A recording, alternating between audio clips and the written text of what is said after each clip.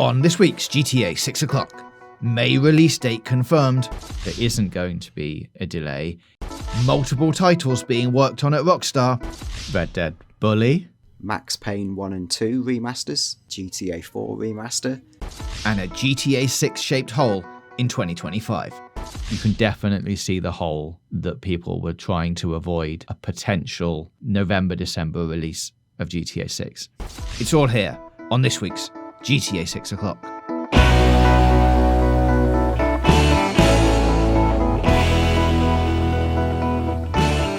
Hello and welcome back to GTA 6 o'clock, or welcome to GTA 6 o'clock if you're new here. I'm your host, James JJ Jarvis, and this is episode 86 of the world's most in-depth and best connected GTA 6 show. This week, we have all the fallout from the Take-Two investor call, and we have a few weeks of episodes to catch up on. But joining me this week in a triumphant return is Dan Dawkins. Hello, Dan. Hello, it's a pleasure to be back. And I mean, good to be back on the show and good to be back on my feet as well. Yes, Dan is back from being sick. We are recording this remotely. We are not together because, Dan's still not 100%, but enough of a percentage to be doing a podcast. So if this does sound a little bit different to the usual episodes, that is why we are not in the same room today. But speaking of last week, we did have some comments because I did do an episode on my own. Most of the comments were around its length. 10 minutes apparently is too short for everybody, despite the fact that when we do a 40-minute episode, we get comments going, 40 minutes of nothing again. Thanks a lot, guys. So, I don't know. But anyway, this episode should be back to the regular-ish length for all of you long episode fans. Someone also said I've never known two people to be sick so frequently, and I want to go on record as saying I don't think I'm sick that much. I can't speak for you, Dan, but I don't think I've had many weeks off. I've been off the podcast because I've been traveling around, but I don't think I've been ill that much this year. I read that comment, and obviously I see you work with James a lot. You're one of the least sick people I've ever met. Like, I'd say you get, one illness a year at most? Yeah. Is that overbaking it a little bit? But you're really ill. I'm normally ill around Christmas once we stop working. And then, have a little break. That's normally when I get quite sick. Just in the holiday that we have, the 2 weeks off over Christmas. Yeah, I am much more sick, and I think that's a function of my increasing age and levels of stress. I used to get one quite serious illness a year, not super serious, but one that would floor me. That's now gone up to 2 a year. So look forward to getting older, everyone. And you're around a lot more children than I am, I would say, which are disease pits, as lovely as they are. I'm exposed. I got 3 kids, and my kids are various ages, so I get all the different local school education authority mixing germs with me, so that's not great. No, but thank you for everyone who said I was very brave for continuing on the podcast and hosting a solo episode. We are back this week together. We haven't discussed, Dan, over the last couple of weeks then, the delay rumor that was circulating. Well, we covered it last week on the podcast. I think even the week before on the newsletter you picked up on it, but we haven't been in the same room to really talk about it together. But I don't think, from reading, the newsletter and listening back to last week, I don't think any of us really believed that rumor to hold much credibility, right? No, I didn't think so. And there's a slight gap between us writing the newsletter and recording the show, so we're sometimes slightly out of sync, so we get one thing for one show and one in the other. I was kind of flying solo on that, but my gut was very much treat with extreme skepticism. That leaker, whose name I forget right now, had sort of very mixed track record, had got some stuff right about the Wolverine game that appeared in one of the State of Plays. That was a really good get. Whether it was, you never know with this stuff, do you? Whether it's a bit of, they've got a one-time source, or whether they've done that super duplicitous thing of deleting a load of old false posts and keeping the correct one. I mean, I'm not saying that's what happened, but you just don't know. It's really difficult to get to the bottom of it. So I was a little bit unsure anyway. And then the rumor itself was a bit, it didn't say definitely it was slipping, right? It was couched in that language of like discussions. It could be September. Maybe. Yeah, maybe. Very, very couched language. And I would say that in a way that, of course, right? Like if you're Sony, which is what this sounds like, this sort of rumor, if it even exists, to come from, you're going to discuss a scenario where, what if it does slip another 4 months? You're going to contingency role play. So I don't think that's controversial. I don't think that means that it's going to slip. It's just you talk about the possibility of what if this does go wrong, or what if this is, that's fine. And like, there's probably another set of conversations we could have, and I don't know whether it's for now, about what we thought of the bundle pricing and more importantly, the potential for staggered GTA Online access. But yeah, well, I did briefly touch on that last week and thought, well, obviously special editions are going to be part of the release, I would imagine. You know, you've got to get your inflatable crocodile somehow. But the early access to GTA Online, I can see that being a thing. Like in some kind of edition that you buy, you get early access or earlier access than maybe the people who just buy the standard edition. I wouldn't be sad about that. I can see that happening. Yeah, I can believe it. And I don't have a strong view on, you know, it's all in the detail, isn't it? Where I think if it was a really big lockout period, it might create quite a bit of sadness if it felt like it was sort of forcing people to spend more money. But if you're talking, I don't know what's acceptable, a few days, a week, there's got to be some weeks? sort of period. Yeah, I guess this sort of thing happens all the time, doesn't it? You know, where even with, like, say, let's look at Battlefield 6 recently, where, like, I'm on the EA Insider playlist thing. I got to play it 2 days early. Well, I didn't play it 2 days early because I was actually so sick I couldn't even look at a screen. In theory, I could have played it 2 days early. You got the email saying you're allowed to play it. Yeah, so you know that's okay. That's a 2-day window, maybe a week, like you say. I don't know. Let's see what actually happens. But I do think it's plausible. Yeah. Well, looping this all back round to the delay, obviously, in the week in between last week's episode and this week's episode, there has been a Take-Two investor call, everybody's favourite thing on this show.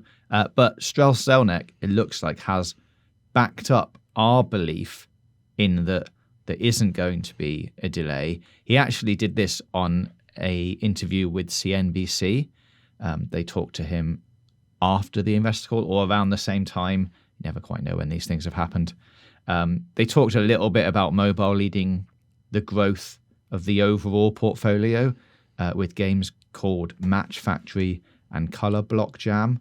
Weirdly, Color Block Jam I have on my phone because I kept getting served really annoying ads for it, and I thought if I downloaded it, maybe the ads would go away. The ads did go away. The game is fine. Oh, there we go. There's a little micro tale within all of that. It's amazing. But I had no idea it was a Take-Two game, and I definitely haven't given them any money because you can play it for free. But it is full of ads, so I guess that's how they make their money.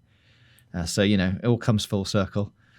Anyway, the presenter on CNBC was talking to Strauss, and I'm going to read out some quotes, but maybe producer Nathan can just play this section. And it was delayed, and so now May 26, 2026. Yes, got that right. Level of conviction there? Or is that... My level of conviction is very, very high, obviously.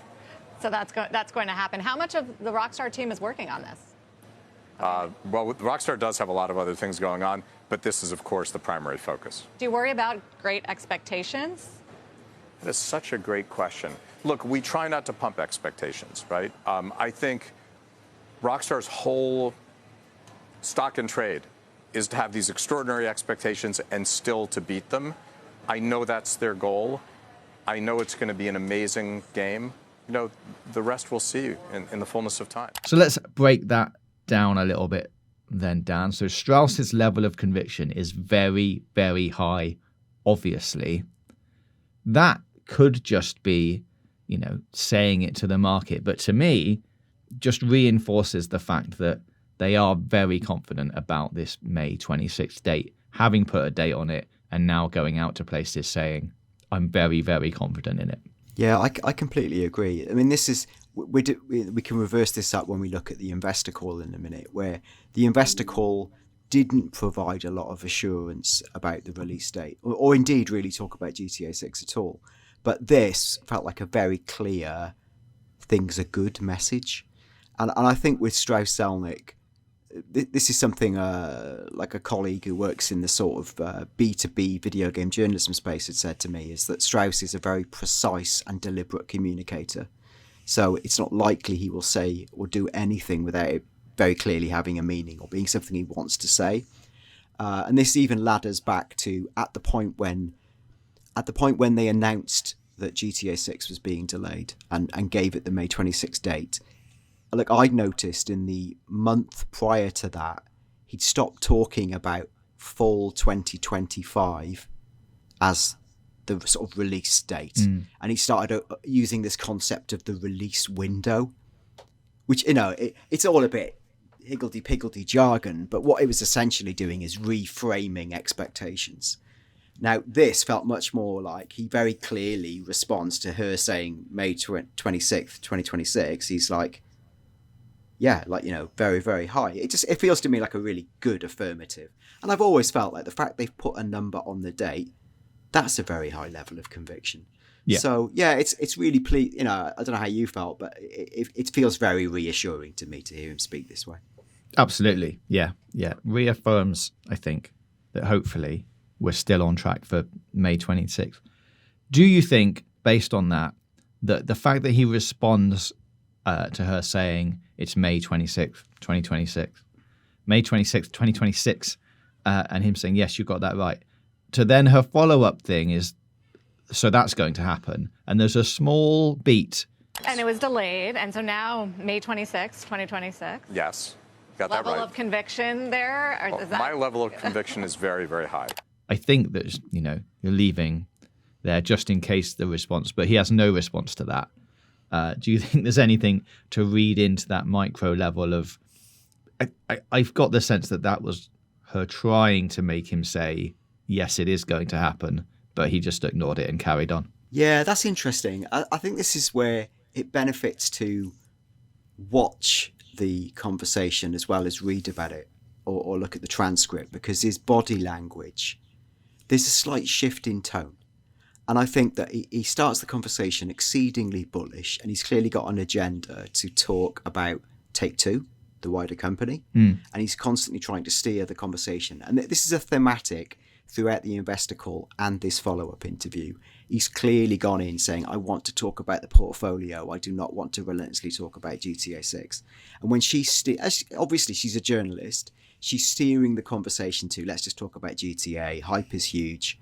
May 26th. And you can tell there's almost like a little cloud. Not really massive, but there's a slight change in his demeanour. Like, he looks a little bit more guarded. And like you say, there's a micro pause. And you could possibly infer that, like, I guess he doesn't want to be gotcha'd, right? I don't think he wants to be seen saying, yes, out loud, May 26th, that's 100% happening, and you can quote me on it, or I'll step down as CEO. Like, he's never going to get gotcha'd like that. No. So I think he's hedging his bets. But I think you're right. I think there's definitely a sense of his tone changes. And I think it's more, maybe it's a mental thing of him catching himself and realising he's got to be extra careful in how he replies and what he says. Yeah, because also you don't want him there going, that's what we've announced, but we can't, 100% guarantee it, because then that spills into a whole load of other headlines of date not guaranteed. So it's easy just to say nothing and hope that they have a follow-up question, which she did, and then he can go on and talk about that kind of stuff. The other thing that they mentioned is Rockstar has a lot of things going on. And how much of the Rockstar team is working on this? Well, Rockstar does have a lot of other things going on, but this is, of course, the primary focus. Which implies, obviously, not just GTA 6. And they do have other things going on. But as we might see when we get onto the investor call later, that potentially they do have quite a lot of things going on. I think it is interesting, as you mentioned, that these interviews are becoming a lot more commonplace now, which didn't seem to happen in the past that much. Like, normally they would just do an investor call and then that would be all of the information that you get. But definitely recently it seems to have been like investor call and then followed up by at least one interview with some kind of news outlet. Now, I don't know if you have any thoughts on if that is just a thing to pacify the markets and make sure that they can talk about the overall stocks differently, or they've decided that actually it's better that we put Strauss out there and get him to say some more stuff outside of the investor call. I think it's pretty standard practice. I think if you look back at a lot of the investor call beats they do, that they kind of have to do every quarter. All companies do this. It's super standard. And Strauss has usually followed those up with either a Bloomberg or a CNBC 5-minute chat. And I think a lot of it is because if you zoom out, he's the chairman, CEO of Take-Two. Take-Two have just had an amazing Q1 2026. They're up 8-10%. Mm-hmm. That's the message he wants to get out there. It's because I'm buying Color Block Game. That's why. Yeah, because you're getting, you've chosen of your own free will to get the Color Block Game. It's doing really well. Their mobile gaming's up. Their portfolio is performing really well, and he wants to get that message out there. And he wants to be bullish. He wants to be upbeat. That's what swings the share price. It builds investor confidence. It's literally his job. So I think he has to do it, and he wants to do it. But I think what felt clear, like I've said, is that I don't think he wanted the conversation in any sphere to be just about GTA 6. And the reason being is because that time will come, and amazingly, as big as Rockstar and GTA are, they're still only 16% of the overall Take-Two revenue, which is, actually not that large a percentage. Like, the mobile section of his business is bigger, way bigger. Yeah. For the same reasons you're playing Color Block Jam or not playing Color Block Jam. That's huge, right? So he's got to do this stuff, and he knows that, the side symptom of doing it is he's going to be asked about GTA 6, and then I just guess he's got to be on his haunches and try to answer it the best he can. There were a few other things in those investor calls or investor statements. One thing I picked out was on one of the slides, they had a pipeline for FY26 to FY28. GTA 6 was listed in there as launching on May 26th, 2026. But one of the interesting things, it said they had 8 iterations of previously released titles coming out within that period.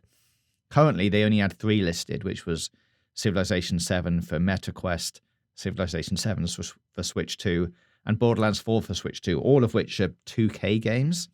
So there are 5 other titles there that are going to come out in FY26 to FY28 that needs to be accounted for. Now, these could be anything from their portfolio, of course, but they could be previously released iterations of Rockstar games, of which we have talked about before.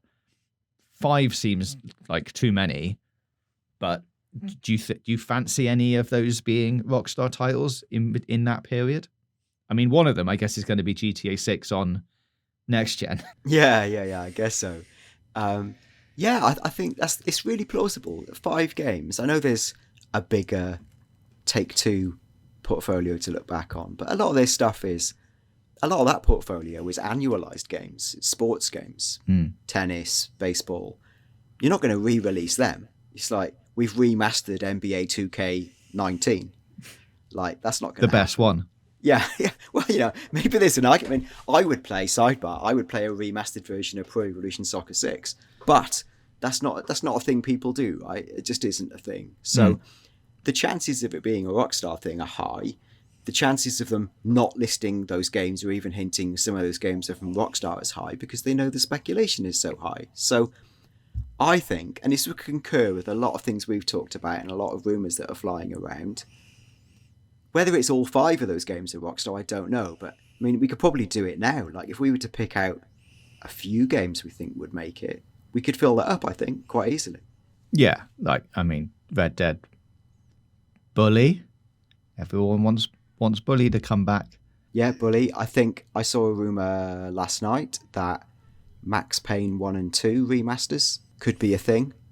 And like the rumor was that they're being made by Remedy, which would make sense because they're Remedy's games and they've worked with Rockstar. That makes a lot of sense. And like Remedy as a publisher, they moved to a sort of a freer publishing model where they're going to do self-publishing and work on strategic partnerships as and when. It makes total sense to me that one of their pots on the oven might be the Max Payne games. And those games would be bangers in remastered because they're quite dated. Yeah, yeah. But the concept of a grumpy man with guns flowing himself around in slow motion, that doesn't really date. So I could see those coming out as well. No, as the John Wick films will testify. Yeah, exactly that. So I think they're a good bet. I think there's been talk of for a long time of a GTA 4 remaster. That it will be a much more ambitious project, but I think there's a huge consumer demand for it. And so you're already then, if you said it was Red Dead, Bully, GTA 4 and 2 Max Paynes, you've got 5. Yeah, and you've missed out Rockstar Table Tennis, so... And Rockstar Can you imagine? I mean, that was one, there was one, that wasn't a case of Rockstar Table Tennis, 2K17, there was just one. Table tennis never ages, it's timeless. So, but I don't think it is those 5 necessarily, but it could be. All 5 feels like too much of a stretch. But within that list that we've just talked about, I can see definitely 1 or 2 of them coming out as a remaster. If you had to pin the tail on the donkey for the first out of the gate, what would it be? I would probably say Red Dead, because then it brings it up to the standard of Red Dead 2. A Bully, I think they would try and maybe do something else with it. I don't know if you can remaster that game as opposed to like releasing a sequel to it, which they've obviously tried to develop before and it's not really ever gone anywhere.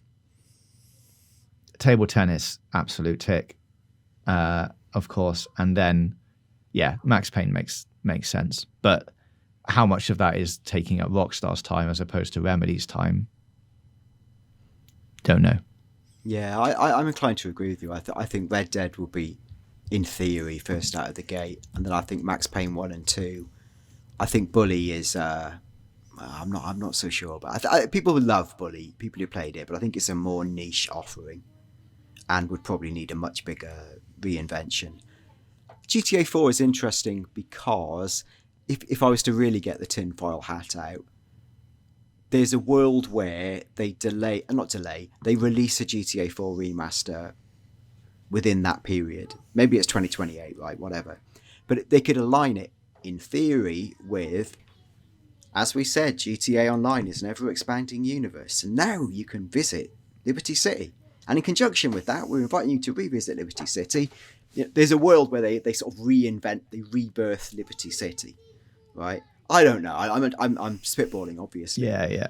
But you could see an alignment there that would make sense. And I think there's also that thread that we'll see how it develops of, Lucia's parents in GTA6, her mum is from Liberty City. Yeah. That could be an incidental story detail. It might be fundamental to GTA6. We do not know. But there's a rich seam to be mined there. Yeah, or at least a spin-off DLC, Liberty City, something. You never know. The backstory's explained.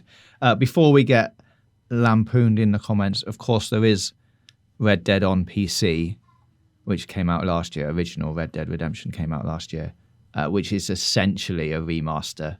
There was a final statement around GTA in that investor call, which said, Grand Theft Auto series once again exceeded our expectations. Momentum remains exceptionally strong, and to date, Grand Theft Auto 5 has sold over 215 million units worldwide.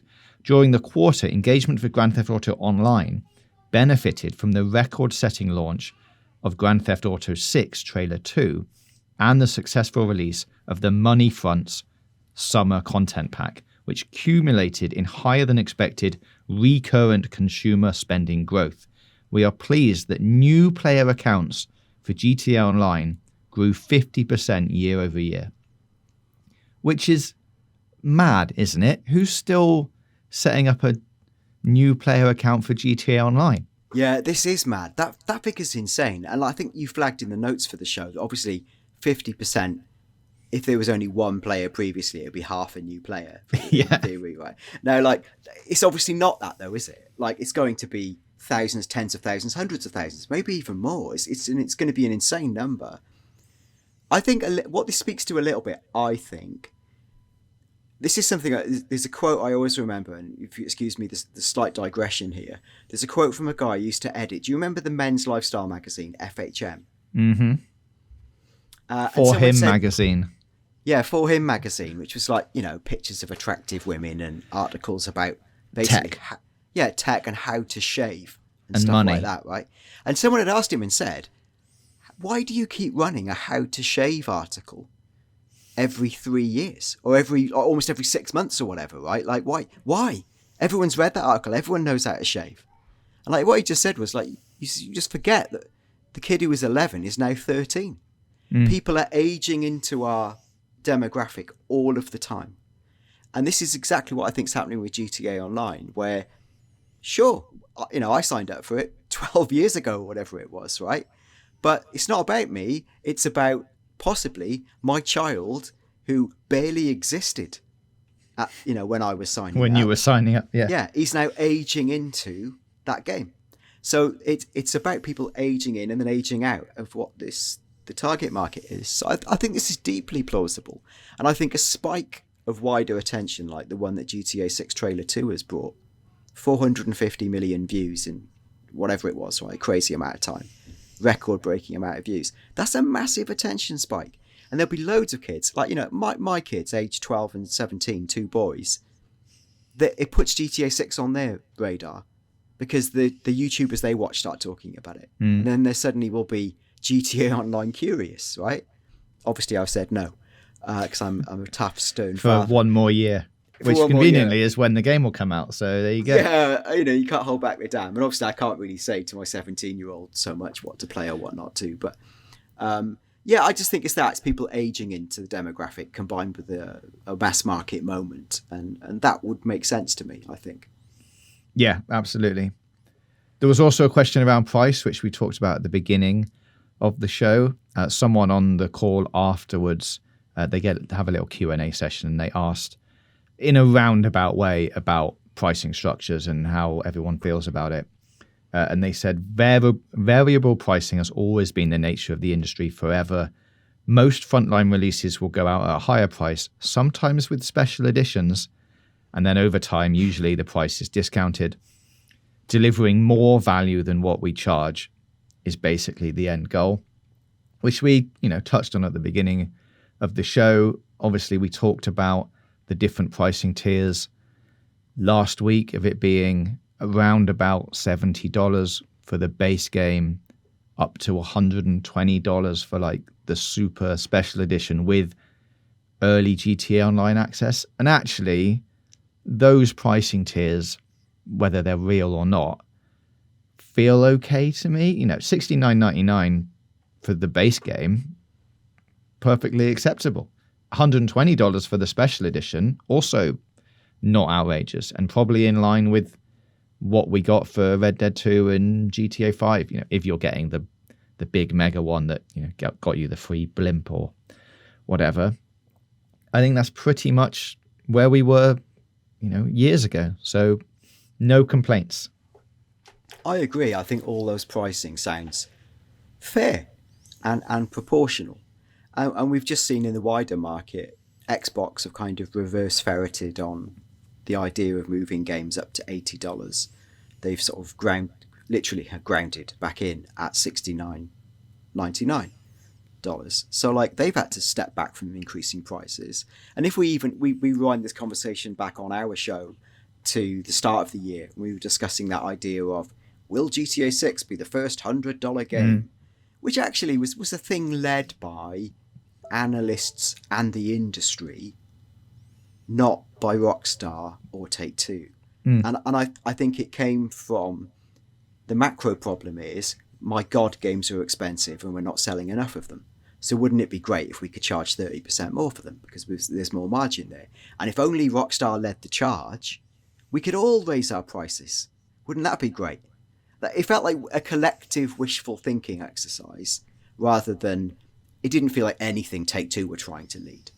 So yeah, I agree with you. I think, that statement from Strauss in the earnings call speaks for itself. Like, they're going to do different level entry pricing, and those prices you mentioned sound pretty fair. It's a lot of money, but this is a game, as we just talked about, it's a game you're going to be playing for 10 years. Yeah. Get on board. So let's round off this episode by talking about the GTA 6 shaped hole that has appeared in the release calendar for the end of 2025. Now, this came about for a number of reasons, but I was looking at the release date calendar, and you will see, if you try and look up game releases that are coming out in November or December of this year, I think there's only about 5 that have got actual release dates. 3 or so in November and 2 in December.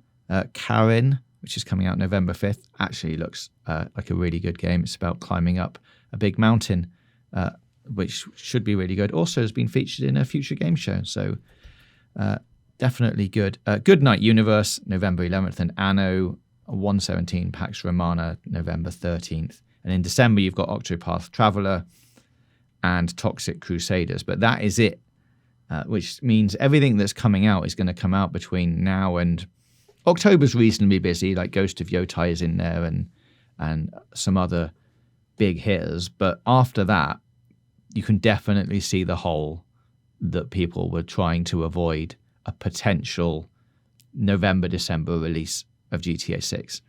So I guess the big question is this going to happen again in 2026 around, well, I guess, April, May, June time? And then if it does move again, are we going to be a bit light on video game releases? Like, currently there's nothing listed for 2026. January has 1 title in it. February's got Tides of Tomorrow and Resident Evil Requiem. And then you have to skip to May before you get another confirmed date, which is GTA 6. So in the space between, after October, November, December, January, February, March, April, there's only about 5 games that have put an actual date on things. God, that's wild, isn't it? I mean, it's wild to see the impact that it's had, but it also means, there's loads of titles that don't have a date yet that are meant to be coming out in 2025. Maybe they'll slip to early 2026. I guess Gamescom is next week, which is maybe when a lot of those titles will be dated finally. Like, a lot of people will probably come out with release date announcements, trailers, that kind of thing. So you might start seeing a lot of the end of this year fill up, or maybe what is more likely, the February, March window of 2026 start to get real busy. Yeah, I agree. There's a couple of factors at play. I think the biggest thing, obviously, is like we've talked about on other shows about the GTA 6 blast window, or like blast radius, I guess, where most industry people were sort of seeing that as 2 months either side, or certainly 2 months after the release of GTA 6. You definitely don't want to be releasing a video game. And the release dates you've talked about as confirmed for 2025 confirm that. Of the big franchises, there's only really Anno 117 Pax Romana, which is not in the same market as GTA 6. It's very much like top-down, beautiful city builder style game. Yeah. It doesn't feel like, it feels like the sort of game that could almost come out even if GTA 6 came out. It's not directly competing for that same audience. And then the bigger thing is that video games themselves are facing a tough moment. And I think people are much more careful about when they release them and about announcing them. And like you say, we're on the cusp of Gamescom, where I think exactly that. The games that have the ability to pivot, maybe where they're confident in their product, some might move their dates forward, or maybe they were just always planning to announce, October anyway, and it's just giving them clarity, knowing that GTA is, it's not just the players of GTA 6 who were excited about the May 2026 date. It's the entire industry going, thank God they've dated it. Yeah. So what I do agree is, yeah, we're going to see a flurry of datings between now and probably March, and then almost silence for no one really wants to be launching a game in April because everyone will be talking about GTA 6. And then for May and June, certainly. Maybe May, June, July. There aren't many games come out in July anyway. It's the traditional summer. We're just going to see a quiet period for big core releases. Yeah. Yeah, absolutely. But I think 2026, is going to be quite a big year for games. Like we were talking off air, I played like 3 amazing games yesterday as like a Gamescom later in the year type thing. All of them are set for 2026. Only 2026. Only one of them has got a confirmed release date so far. But they're all 3 of them were big, good games. Which are going to come out in the same year as GTA 6, almost certainly. But yeah, it was interesting that none of them had a date other than just generic 2026 at some point. But they're not a long way out. There's vertical slices of them. You can play them. They're in a good place. They just need to find that hole in the release date window to release them, I guess. Yeah, and I think it's a strategic game, isn't it? Everyone's watching each other. It will all sort out. And I think if people who are confident in their game or it's almost ready might try and sneak in October, November. We'll see next week. The stakes are the guns are loaded for Gamescom and maybe a raft of quite exciting announcements. Yeah, well, speaking of next week and Gamescom, I'm very sorry, listeners, but we are actually going to take a break. I know we've only just got back together, but we're breaking up again for a week. Dan's actually going on another holiday. It feels like the 9th one he's been on this year, I know. But and I'm going to be at Gamescom itself, so I will be in Germany, which makes doing this show quite difficult with us being in actual different countries. So we're going to have a Gamescom-sized break for a week, and then hopefully come back the week after Gamescom. That one also might be a solo podcast by myself, or maybe, depending on the news flow, we'll have 2 weeks off. But we will see. But please keep tuned to the channel and our socials, and we will let you know what is going on every week as we do it. Speaking of socials, you can get in touch with us on Twitter at GTAVOclock, or you can email us gtavIoclock@gmail.com. If you're listening on YouTube, please subscribe, comment below, let us know your thoughts about this week's episode. Now, as there is a holiday coming up, that could mean some things for the newsletter. Yeah, so the newsletter, apologies to everyone expecting a newsletter last week. It didn't happen because I was so ill in bed I couldn't even get out of bed. I was in bed for like literally 50 hours without moving, which is insane. So I didn't write one. Surprise, surprise. This week, because I'll be away, we're going to be delivering the newsletter using one of our trusted colleagues. So there's a brilliant journalist we work with called Jordan, who works with us on the Future Game Show projects we do. He also used to be the GTA reporter for outlets such as Eurogamer and a variety of other sources. So he's going to be picking up newsletter duties this week. We will have a vacation next week, and then he will pick up the newsletter the week after.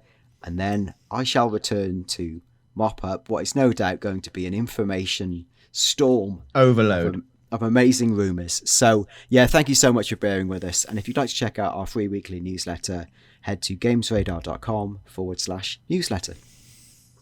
Thank you all for listening this week. Please don't be too sad about the break next week. Enjoy Gamescom. If you are looking for something to do at around this time next week, the Future Game Show airs on August 20th, which is a Wednesday, and it will be at 7 p.m. GMT, so only an hour after the regular GTA 6 o'clock episode, so hopefully you can enjoy your tacos and your fajitas while watching the Future Game Show instead of listening to GTA 6 o'clock. All will be right in the world in a week or two, so please join us for another episode of GTA 6 o'clock.